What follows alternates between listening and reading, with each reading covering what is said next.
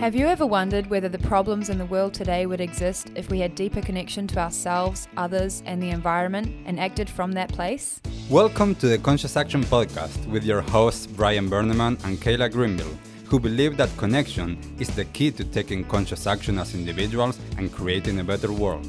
We are here to raise awareness and inspire meaningful action by sharing stories, knowledge, and conversations with thought leaders and change makers. From sustainability to well-being and everything related to conscious living, our mission is to empower you to be the change that you want to see in the world. Welcome everyone to a new episode of the Conscious Action Podcast. I am Brian Berneman, your host, and I have the pleasure to be joined all the way from Florida in the US by Moun D'Simone. Thank you, Moun, so much for taking the time to be here.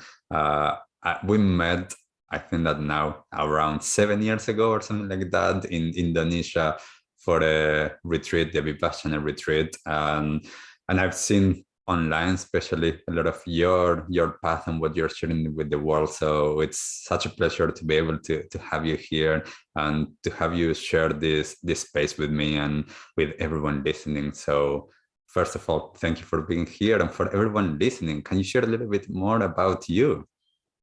Yes, thank you, Brian. Thank you for having me. I'm excited to be here, reconnect with you, and to share a little bit about my story with you and all the listeners. So my name is Moun, and I'm originally born in Brazil, but I've been living in the States for over 20 years. And I guess the formal bio will be I'm a spiritual teacher, meditation guide, artist, mentor, and speaker. I follow the Vajrayana Buddhist lineage, and a lot of my own teachings come from contemplative psychotherapy, which I've studied separately from Buddhism, from the traditional Buddhist studies, and also a lot of how I have integrated these teachings into my own personal life. So how I have been able to apply these incredible teachings of Buddhism, studying my mind, feeling at home in my body, allowing the natural qualities of my heart to take place, living a very full, rich life as all of us have. So a lot of the ways that I work with people are usually in one-on-one mentorships, and I run women's group programs and retreats and workshops.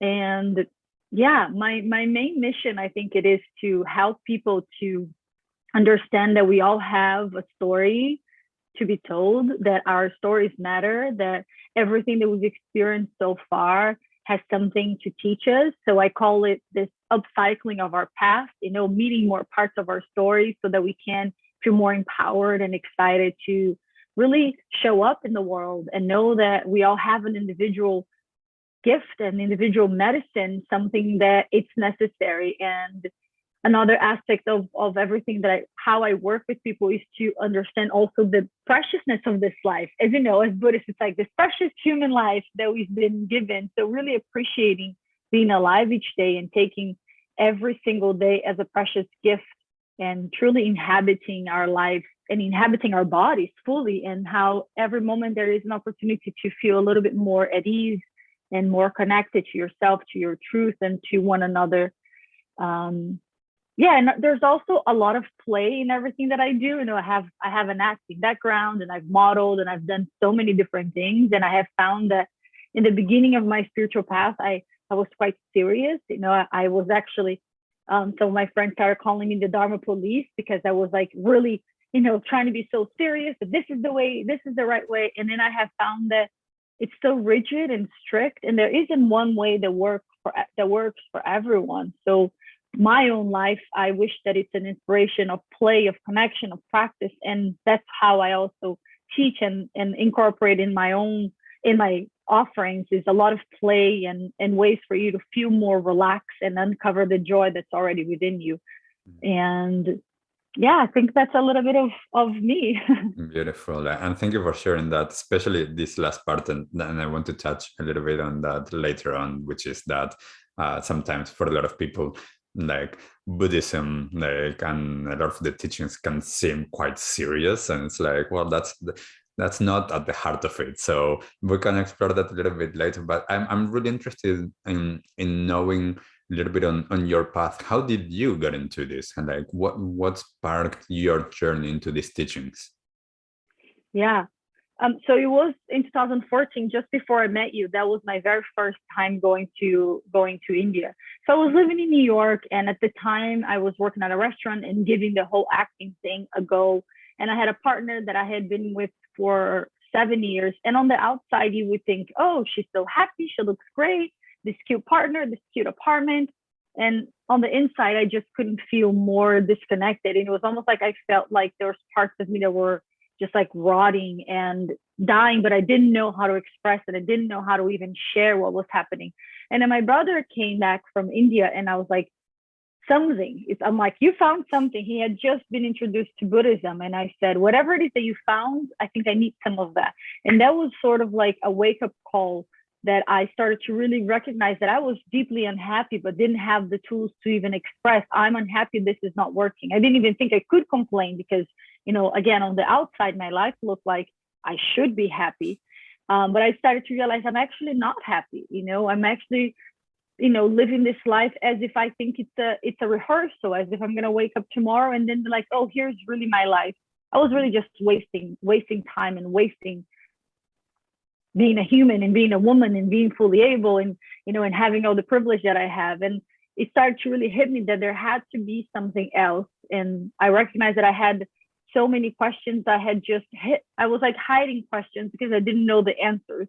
And then when my brother came, it was almost like he shook me up, and he started to be this mirror to a lot of things that I had been totally uncomfortable to touch or to look at. So, we'll fast forward to a few months. I saved money, ended my relationship, and then found my way on a one-way ticket to India. And the first thing I did was an introduction to Buddhism course in Bodh Gaya, and then just kept taking retreats and courses. And that's when I met you a few months later. And I realized, Buddhism was something that clearly it's not the first time that I'm hearing this, because it landed so easily. It wasn't, of course, I had resistance with some of the teachings, but it didn't feel like so far out. It felt like, oh, this is exactly what I was looking for. It felt like truth in my heart, nectar to my ears. And I was like, okay, this is it. And I kept just, diving deeper and deeper. And at that time, I thought that there were only two ways of being. It's like, I thought for me to be a Buddhist, I had to become a nun, or it was my old life, which was like drugs, alcohol, distracting, numbing, patterns of destruction, hurting myself and hurting others. I didn't realize that there was a middle way, where, for example, where you and I live now. So I'm like, oh, I think I'm going to become a nun. I was like, oh, I think that's what I need. So I kind of just sat with that. And for a moment, I was like, well, I don't want to go back to where I came from. So if this is the way forward, there was a lot of me that was almost accepting that I would be okay with that. Well, clearly I haven't. And another one of my teachers has said that I can have more impact in the world by not being a nun right now, but we'll talk about that. But since then, I think in 2014, 15, 16, I just spent a lot of time in monasteries and ashrams, traveling, studying, and I devoted myself to really go to the depths of my being and to see, wow, these are teachings that have been around for over 2,500 years.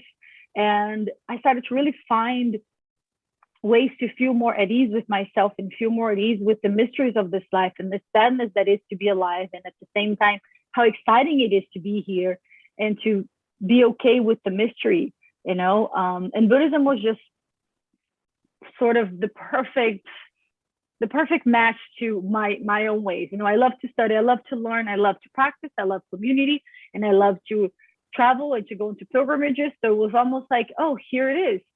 And I came back to the West, I think it was in 2017, and I decided, okay, I feel, I didn't feel ready as like, oh, I'm ready to share now. It just felt like I had filled up myself so much that it just felt like the natural next step to start sharing what I had found. It almost like, oh, I found this whole ways of working with yourself and getting to know your mind and making friends with parts of you and being able to be with your family, things that in the past, and being able to forgive. That was huge, just like, so in 2017, I started teaching, and I started with yoga and then meditation classes, and then I started seeing clients one-on-one, and then it just, evolved to workshops and retreats, and and it has been that ever since. And the more I practice, the more my offerings evolve as well, as you know, and I just keep integrating more and more of my own experiences and finding ways to be more embracing and more inclusive with my inner world, with the same way that I am with the outside world and with everyone that I serve. So yeah, I think that's a little bit how it started, to answer your question. And Yeah.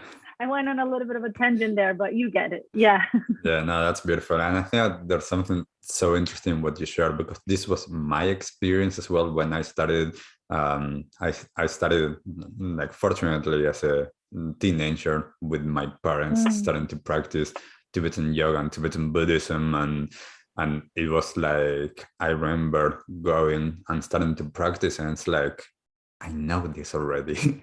I know, like, Yes. I could know, like, I started to get, as you were sharing, everything so easily, and it was like I've definitely have done this in a past life, and this life, it's like, it was the way that I needed to reconnect with my own body, with my experience, and to I love the word that you said that has been a lot in my path, the befriending our experience, befriending our mind, befriending all of our parts, and being able to start to integrate that, and to be able to see how all of these teachings have so much value for this world that we're living in now. And they have been tested, and they have been like tested on time and people and everything. And it's like, a lot of times I'm like, as you were saying, like, just we need that someone checking us up and being like, here, like, let's go and let's look into that mirror of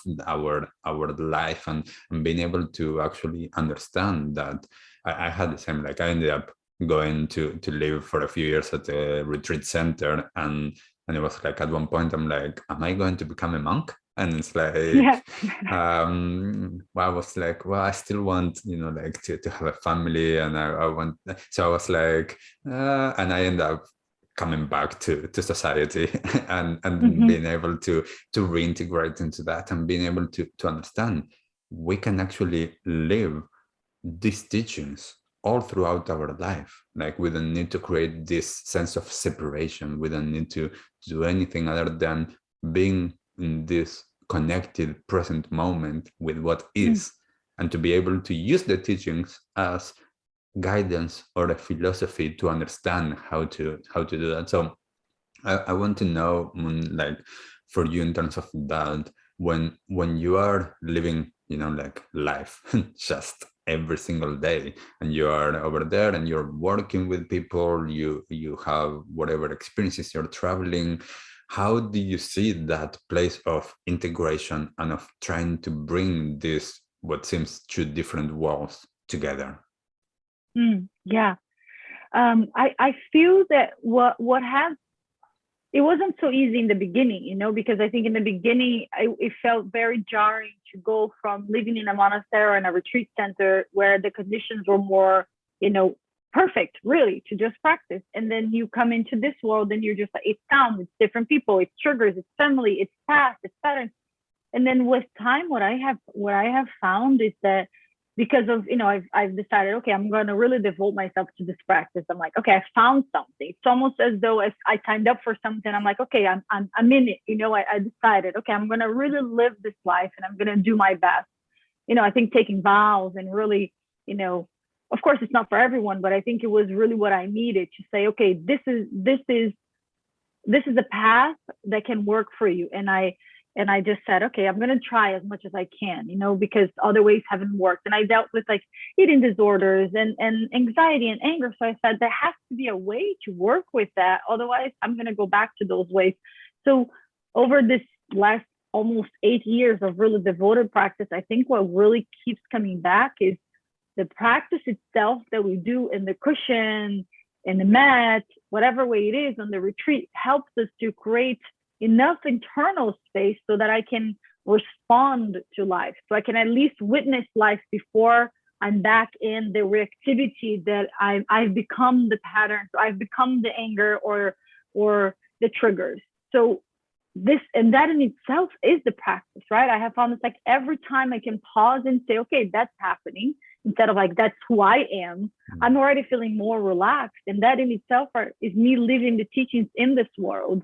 And, as you know, how so many of my teachers have said, our lives are the practice, whatever it is that you are experiencing, especially from a Vajrayana perspective, everything is your practice. It's not like, oh, I'm practicing now and everything is really perfect and organized. No, when it's organized, when it's high, when it's low, it's your practice. Whatever you encounter is your practice. Like, this is the curriculum that I decided, and it's what's actually helping me get a little more free. So just accepting that and not fighting so much has been transformative. And I also just want to share with everyone, of course, not easy. We're not sitting here saying that this is like easy, it's not, but it takes that level of commitment, because I have experienced depths of freedom and of peace that I never felt before. Not even, high on drugs. This feels like, oh, wow, there's actually a way to be with myself, and I want to run away, and I want to be so terribly judgmental with others. So because I know what is possible, I keep wanting to cultivate more of that, right? And exercise those qualities. And I think what's really beautiful is also the more I apply the practice in each moment. Of course, the more we practice, the more it's sort of like the new baseline. Now I don't think so much, oh, now I'm practicing. It's like, oh, I'm in the practice. It's become who I am. And it feels really beautiful to notice how I can connect with others, how there's less separation. And that in itself is so, it's almost like emotional to just think like before, and to compare how I used to be like you and me then versus me. And like, I used to have a very judgmental, critical mind. So it was always just like judging and comparing and competing. So to just see how those narratives have dissolved, and I can see someone that may from the outside look so different than me, or have a totally quote unquote different life, but I can still feel connected and compassionate towards them the same way that I would to like a family member. It's mind blowing, really. And like, whoa, okay, this shit really works, So that's what keeps me going. And I think what's really important for people nowadays is to embrace what's in front of them. And then we feel more empowered to work with what's there, instead of want the perfect conditions to practice. It's never going to happen, Even when I was at a retreat now, there are birds outside, there are dogs outside, there's someone coughing at the cushion next to me, and my knees hurting. It's like, these are not quote unquote the perfect conditions, but these are the conditions that I've got to work with, Yes, and I love that, because and I would love in a moment for you to share more about your experience with this latest retreat that you've done.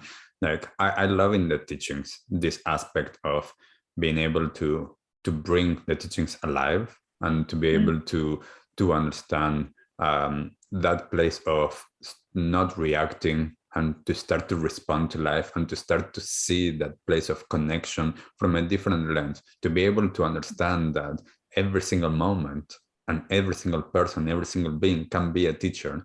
And then the more that in my own practice, the more that, as you said, like that new baseline, it's like, well, I embody this. Once I embody it, that's it. Like that's it. It's about being able to embody the practice, and then I got it, and then I'm living from that place. And one of the things that I remember, one of my teachers, that he told me once, the things that you love, which are those practices for me, because they help me so much, you naturally want to share. Just like you want to share when someone has a baby and they want to share it with the world, like you share your practices. And I love when, there's so many quick fixes in the world and all of these things, that I truly appreciate when someone is doing the work on themselves, like, and then coming and then sharing it. So saying that, can you share with everyone listening, like, you just went on a 3-month like retreat. Can you share why you went there? What was the experience like, and what's it's been like coming back? Well, why I went on retreat, the funny thing is that I've known about this specific 3-month retreat, which is called the Vajrasattva Purification Retreat. And I'll tell more about what the actual retreat is, but I've learned about it when I first started studying Buddhism because it's part of the preliminary practices. So I was like, wow, 3 months retreat. I remember hearing about this back in 2014 and thinking that's impossible. What? I had just started my first 10 days. I thought 3 months was literally an impossible task, but it stayed in my mind. And then in 2018, it resurfaced again. And then in 2019, I did a 30-day retreat. And I was like, okay. And then at the end of the 30-day, I received the initiation to take this retreat. But, I'm a little bit of a radical because my teacher is like, you get this initiation now, so you have to do the retreat within a year. But I was like, well, whether I do it in a year or not, I'm going to do the initiation, But everyone has to find their own ways within the practice. My own path is a little like, I break some of the rules. So I was like, I'm going to take the initiation anyways, but I don't know if I'm going to be able to do it in 1 year. Anyway, so I did. I took the initiation. I didn't do the next year because it was also COVID.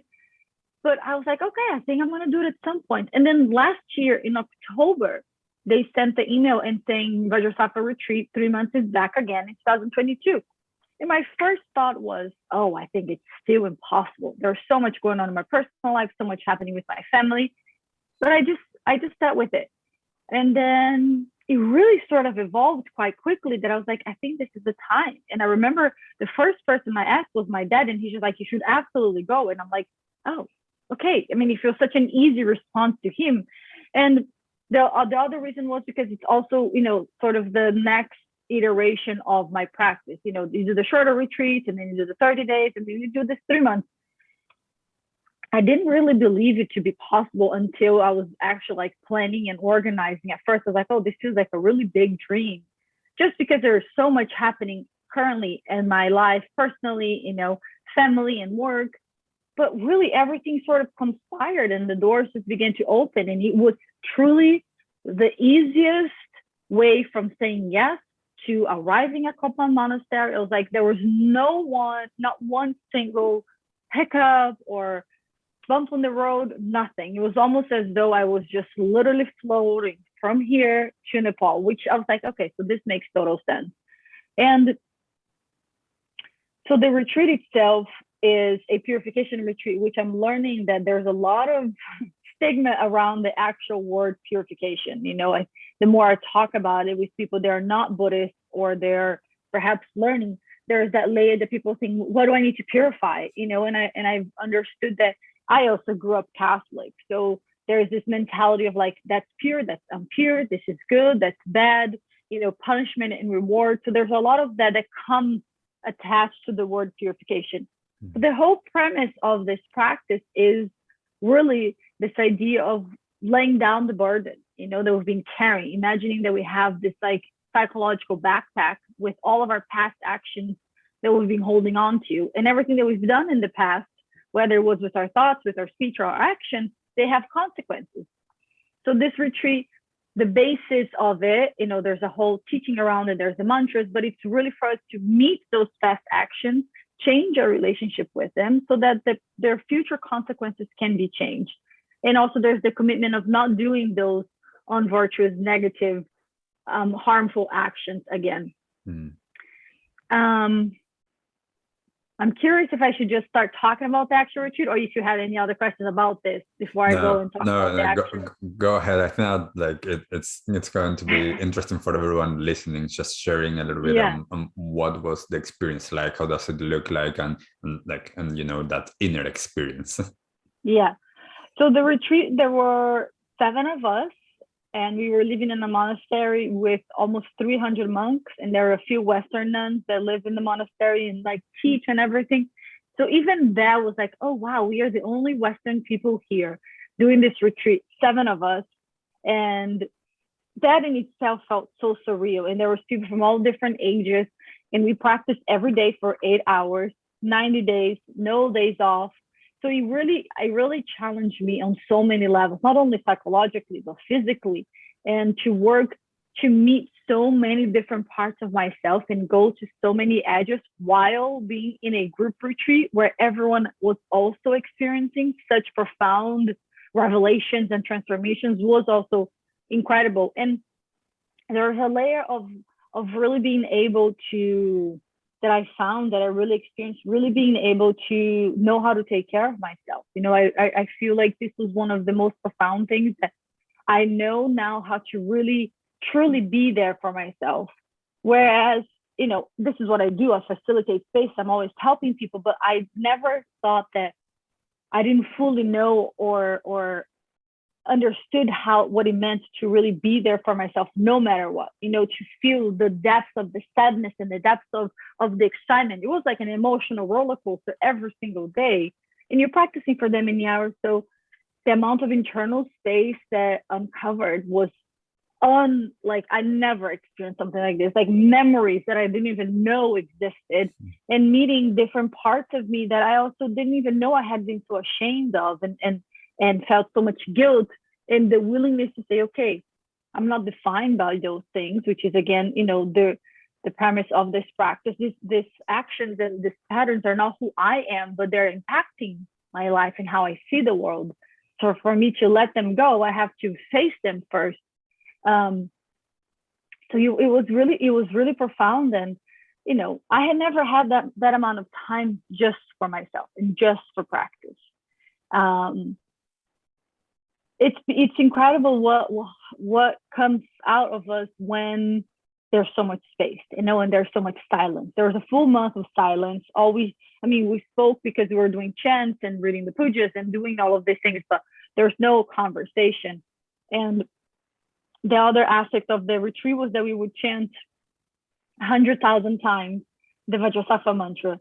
So, you know, mantra is, again, another added layer that it's almost like there's something that just happens in your heart that just like shatters and it opens. So every protective mechanism that I had been holding so tightly really just began to break. And I was like, oh, I felt so raw and so open. And also, there are more questions now, but there's also more answers to other questions that I had. And there's more of a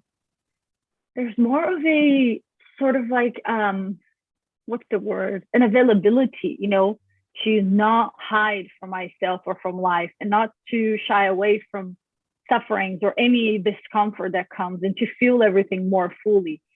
And I'm obviously still integrating tremendously everything that I uncovered, but there's an incredible, like, there's definitely a layer of this veil, of this conditioning that has lifted. I feel like I see things just a little bit less tight, you know, just a little bit less judgmental, just a little bit more like, oh, okay, here's someone suffering, I'm suffering. Oh, here's your joy, my joy. There's a little more of like this deeply wholehearted, like a full body, full being awareness that we're so deeply interconnected, and I get to choose how I perceive myself and the world.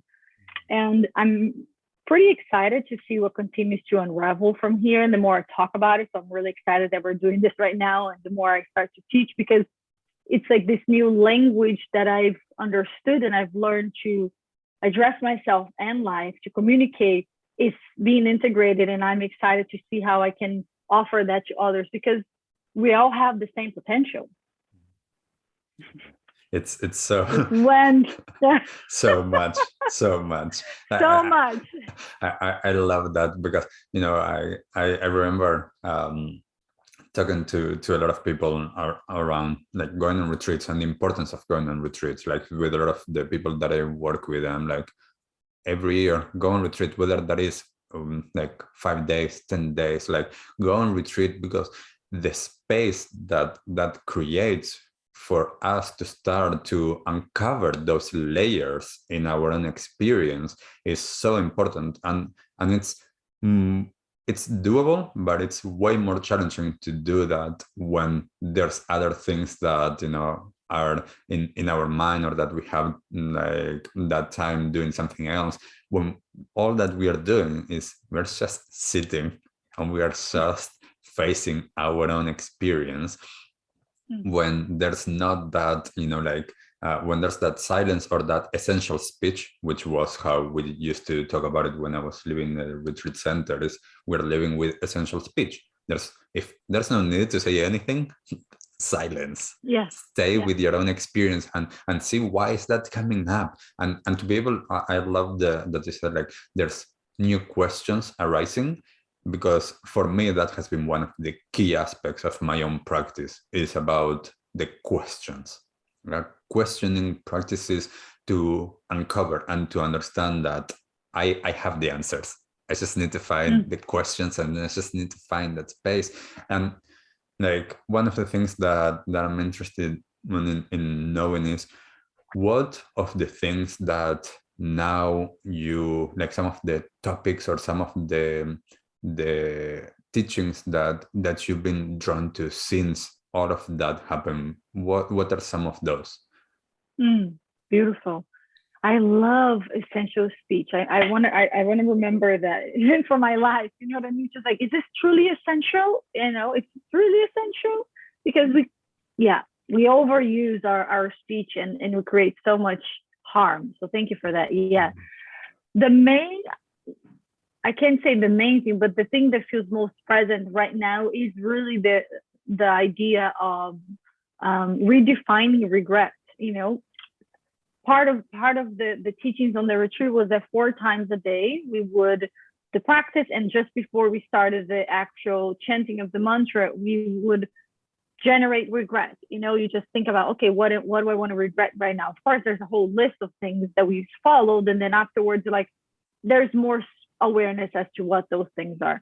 And I've learned and I've realized the more and more that I sit with these teachings is that in this side of the world, regret can be seen as a very negative thing. There's this like, no regrets, hashtag no regrets, you know, living your life with no regrets, which is it's a real myth, you know, because regret is truly this transformative tool. And if you want to use a different word, more of remorse, you know, it's like this idea of skillfully looking at your past actions, whether it was something you said or something you thought or something you did, and recognize that some of them were hurtful to yourself or others. And that simple recognition, I did something, I thought something, I said something that hurt me or hurt others. The simple recognition, you begin to loosen the grip with that identification. Because the moment, until we look at those past actions, we're still holding on to them and holding with a sense of guilt or shame or self-pity or I'm bad. But first of all, we're not our actions and we're not our past. So separating ourselves from those actions and recognizing the ones that were hurtful, and then having the willingness to practice to let go of that burden and then to commit not to doing them again, is the whole premise of regret from a Buddhist psychology point of view, which I think is so necessary for our world and so necessary for people to feel more at ease and to remember our innate enoughness. You know, I lived for so many years thinking I was bad because of things that I have done. I was bad because of things that I had said, or I held so much shame and guilt because of small things or big things. And then the more I deepen my practice and through this retreat, it's amazing to realize, wow, no matter what is happening, my innate goodness, my true nature of who I am is never touched, is never tainted, it never changes. So it doesn't matter if I have money, I have no money, I have clients, I have no clients, it's raining, it's not raining. Even if I break a leg, the truth of who I am is still untouched. And I think that's fundamental, because the more we feel like we're less than, the more we feel like we're not enough, we continue to react from this place of fear, of greed, of separateness, and we're just creating more harm within ourselves and others.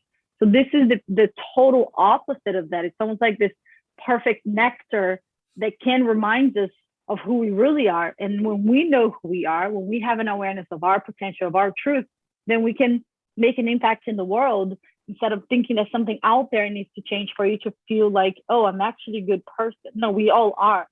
Period.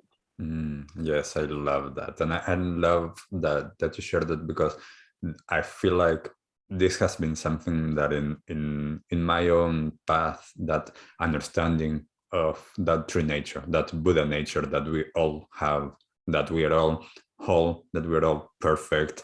And then it's about working with these layers and these veils to uncover that depth that we have, and what we can bring into the world, all of our gifts that we can bring, and to be able to to do it in a way that actually, no, we are not pushing things down, we are not pushing them away, we are facing it, and we are like, of course, skillfully, of course, sometimes with more time, sometimes with support, to be able to look at those aspects of ourselves and that we have as self-images or identification or personality traits or the actions that we have taken, and being able to rewrite, in a sense, that story, to be able to understand that, time is not only this linear like perspective that we have. We can actually work with the past, we can work with the future, we can work with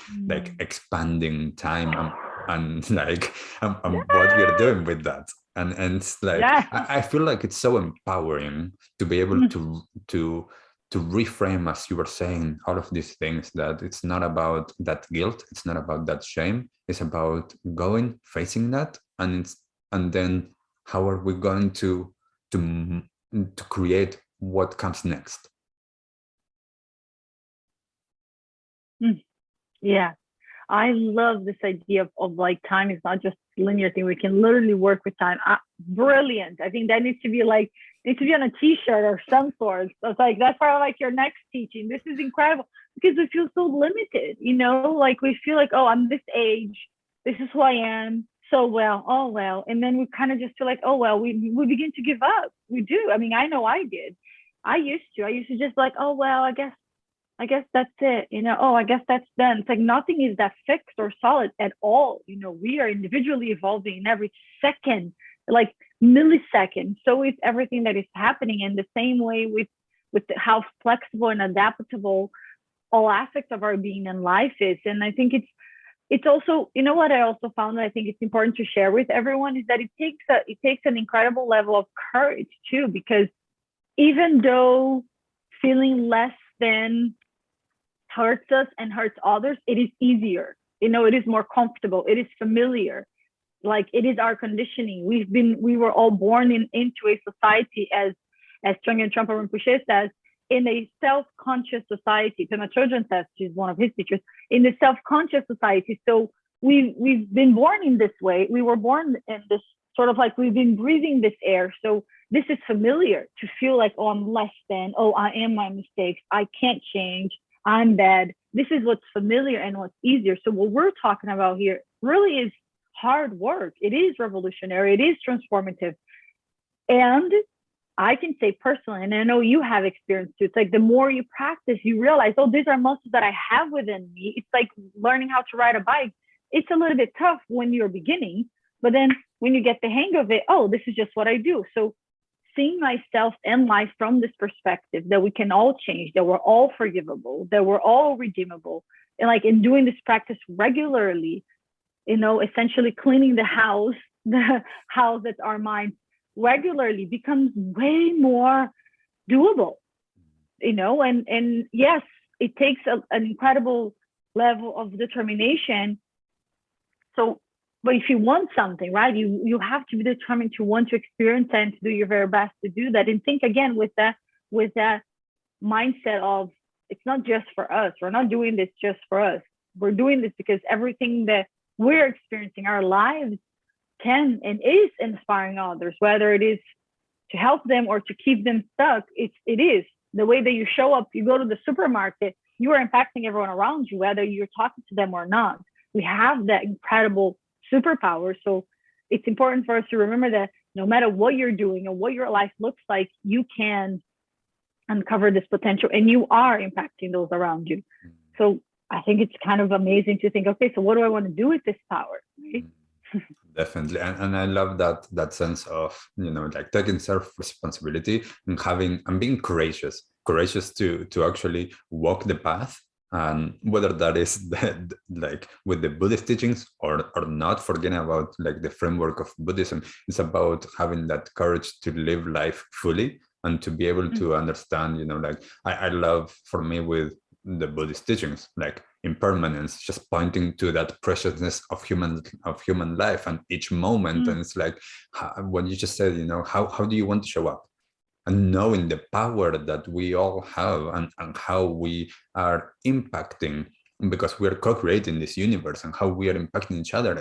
And I love, like I noticed so much how throughout these years, my relationships with my family, especially, like it's been easier, like to say with my family, that has changed. And I'm so blessed and fortunate that my parents are on this path, that some of my siblings are on this path, because we can actually do work together. Like I just spent a few months abroad with my parents, and being able to sit every day and meditate with my parents, to practice Tibetan yoga, to be able to use this way of relating, that it's so wonderful, because we are healing so much stuff, like from our, like our own dynamic, our own like family lineage, and it's like it feels so free.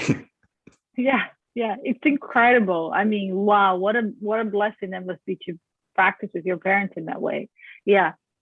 And I mean, I don't technically in the same way sit and meditate with my parents. And what has been incredible that I think it's important to share with people as well is that, like, my relationship with myself changed. Therefore, how I relate to them changed. How they relate to each other has changed. How we relate to one another has changed. And it's not like, oh, it was bad, now it's good. No, there's more space for us to actually communicate and understand each other, instead of just keep projecting our own insecurities and fears onto everyone, which is what we do unintentionally when we're half asleep. So we're just like waking up and actually being able to enjoy being with people, and be able to enjoy and learn from people. Because when we're also residing in that place of like, I'm not enough, I'm less than, the downfall of that is that you also think you don't need anyone. And you also think that people may also think that's like, more than others. There's this like superiority complex, which I know I had. I used to think I know more than everyone. Who are you? You know what I mean? Like living in New York, thinking I'm some big shit. And I was like, wow, I was hurting so deeply. And this was just the armor that I used to wear so that I could protect myself from admitting that I knew nothing and I was so scared. Whereas now I love saying I don't know. I love admitting I feel really scared right now, and I'm still going to keep going. This level of courage that I've uncovered, it still feels like sometimes I'm like, this is so surreal. What is this life? But it's exciting. It's really like I'm hearing you talk about your families. I'm sitting here and like, yes, and the potential that we are experiencing is the same for everyone in their own unique ways. But the essence of it is the same for all humans.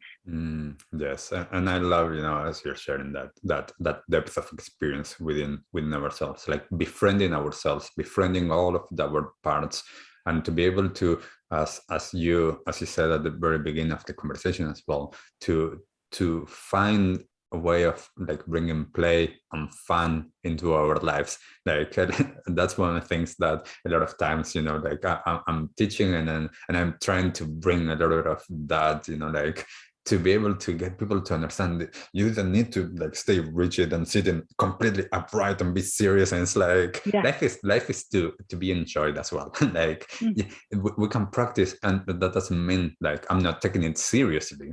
I am taking it seriously. Yet at the same time, like it can be fun, because like life is to be enjoyed. If it's so precious, why am I going to be so serious about it? Yes. Yeah.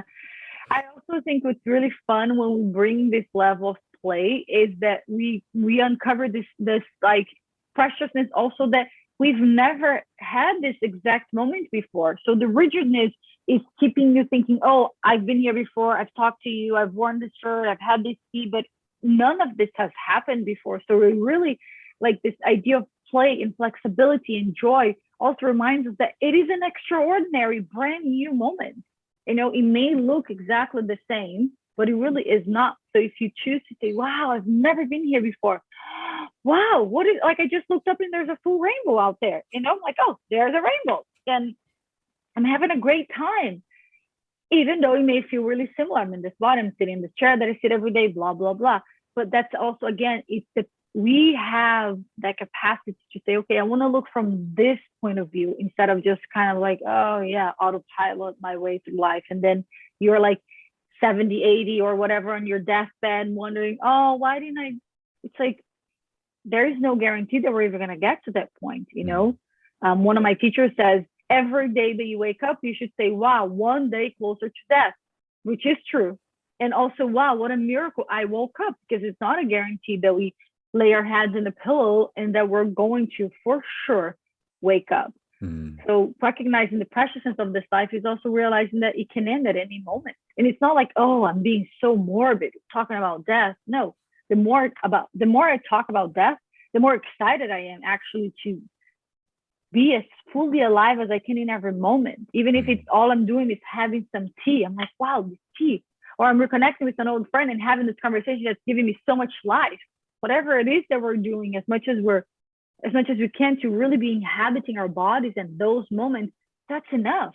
That creates the next. And then you're like, oh, well, this is a good enough life. I did my best, you know? And you know, like it's one of the things with Buddhism, especially when I was like sharing like an intro to Buddhism the other time, and I asked them to share what they already thought or knew about Buddhism, and one was like, well, it's all about suffering, and the other one is all about like death, and I'm like, well, that's just pointing to something. That's and what you were just saying, pointing to that preciousness, pointing to understanding, like.